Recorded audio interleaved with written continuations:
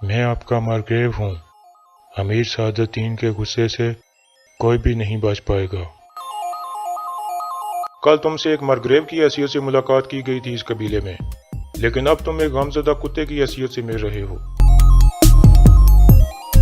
आप मुझे ऐसे जिंदा दफन मत करो। मैं कैसे तुम पर एतमाद कर सकता हूँ गोगचे?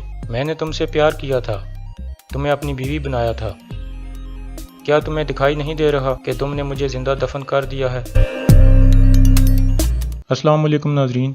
इस किस्त के आगाज़ में तुजतेकिन गुमस्तकिन को मार रहा था।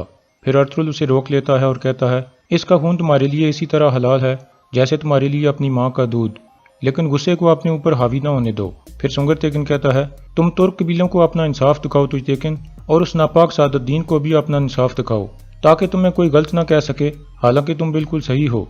तुजतेकिन कहता है, तुम्हारी मौत इतनी आसान नहीं होगी गुमस्तकिन।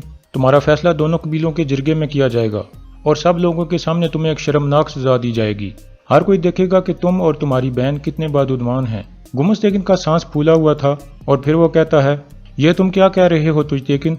क्या तुम मुझे नहीं जानते? तुजतेकिन उसके सीने पर पांव रखकर कहता है, मैं तुम्हें जानता हूँ, तुम मेरे बाबा और मेरी वालिदा के कातिल हो गुमस्तकिन।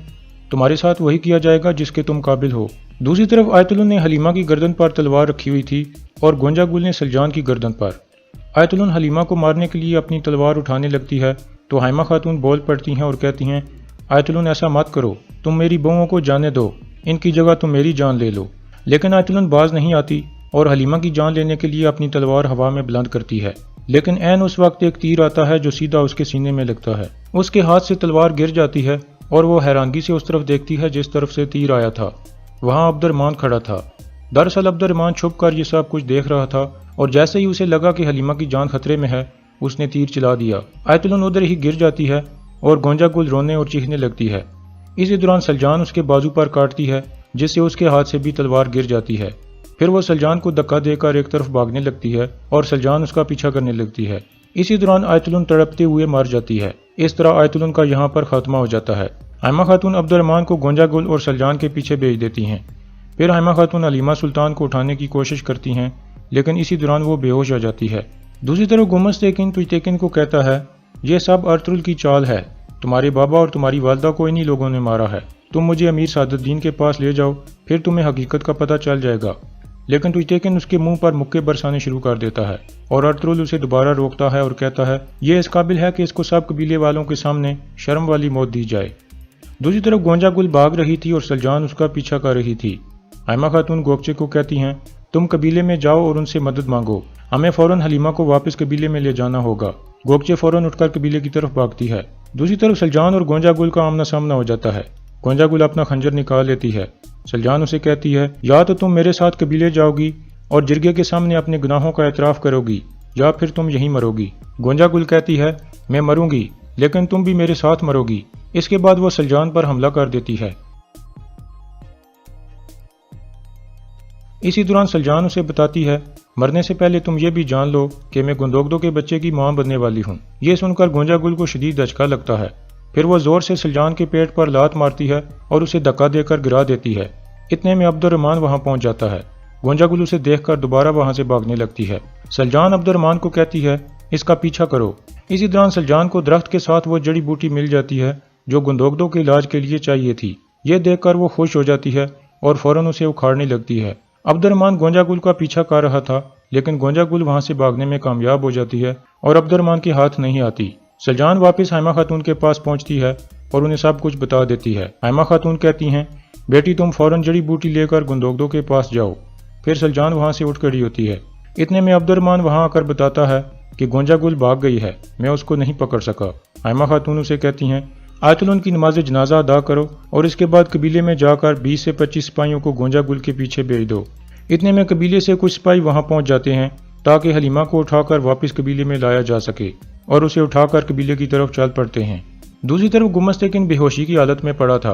अर्तुगरुल कहता है, जिन तुर्क कबीलों ने गुमस्तकिन को मार्ग्रेव के तौर पर कबूल किया था, उन्हें हमारे जिरगे के फैसले में शामिल करना होगा, वरना हमें न सिर्फ सादुद्दीन बल्कि उन तुर्क कबीलों की भी मुखालफत का सामना करना पड़ेगा। फिर अर्तुगरुल तुर्गत को कहता है, इस बेइज्जत आदमी को जगाओ, हम रवाना हो रहे हैं। तुर्गत उसके मुंह पर पानी फेंकता है जिससे गुमस्तकिन होश में आ जाता है। तुर्गत उसे कहता है, हिसाब देने का वक्त आ गया है।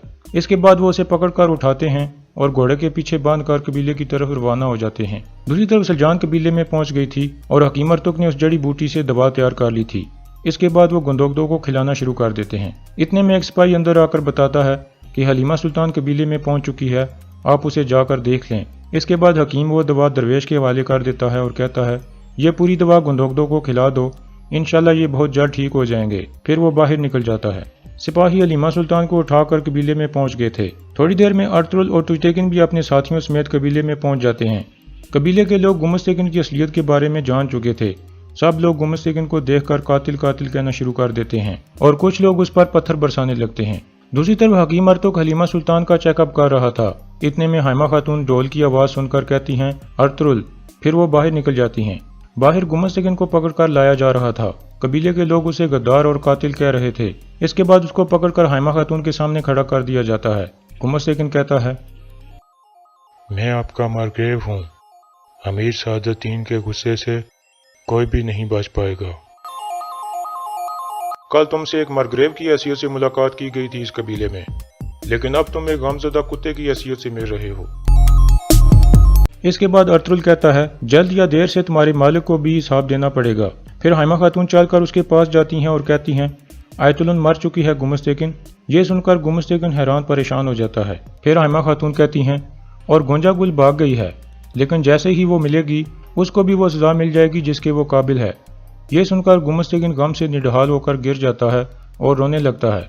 फिर तुजतेकिन हाइमा खातून से कहता है, अगर आप इजाज़त दें तो मैं दोनों कबीलों का एक जिरगा बुलाना चाहता हूँ जिसमें इस कुत्ते का फैसला किया जाएगा। हाइमा खातून कहती हैं, हम वो सब कुछ करेंगे जो कानूनी तौर पर हमें करना चाहिए। इसके बाद तुजतेकिन बुलंद आवाज में सबसे मुखातिब होकर कहता है, आज इंसाफ का दिन है। हमने इन कातिलों को एक लंबे अरसे तक बर्दाश्त किया जो कैंसर की तरह हमारे जिस्म में अटक गए थे। अब वक्त आ गया है कि इस कैंसर को काट कर फेंक दिया जाए। अल्लाह करे कि ऐसा दर्द और शर्म हमें दोबारा नसीब ना हो। फिर गुमस्तेकिन कहता है, तुम सब ने अर्तुगरुल के झूठों पर यकीन कर लिया है। तुम रियासत के खिलाफ खड़े हो गए हो और मेरी बहन को मार डाला है। इन दोनों कबीलों को पूरी दुनिया के लिए इबरत का निशान बना दिया जाएगा। फिर हाइमा खातून तुरगत से कहती हैं, इसको पिंजरे वाले खेमे में ले जाओ जब तक कि जिरगा शुरू नहीं हो जाता। फिर अर्तुगरुल के साथी उसे पकड़कर वहां से ले जाते हैं। अर्तुगरुल हाइमा खातून से पूछता है, सब ठीक हैं वालदा? हाइमा खातून कहती हैं, उन्होंने सलजान और हलीमा को मारने की कोशिश की थी। सलजान ठीक है लेकिन हलीमा दर्द में है। हकीम अर्तुक उसको देख रहा है। ये सुनकर अर्तुगरुल फौरन अंदर की तरफ जाता है। वो अंदर पहुंचता है तो हकीम अर्तुक अंदर से निकल रहा था और अर्तुगरुल को कहता है, परेशानी की कोई बात नहीं है, हलीमा सुल्तान और आपका बच्चा सेहतमंद है।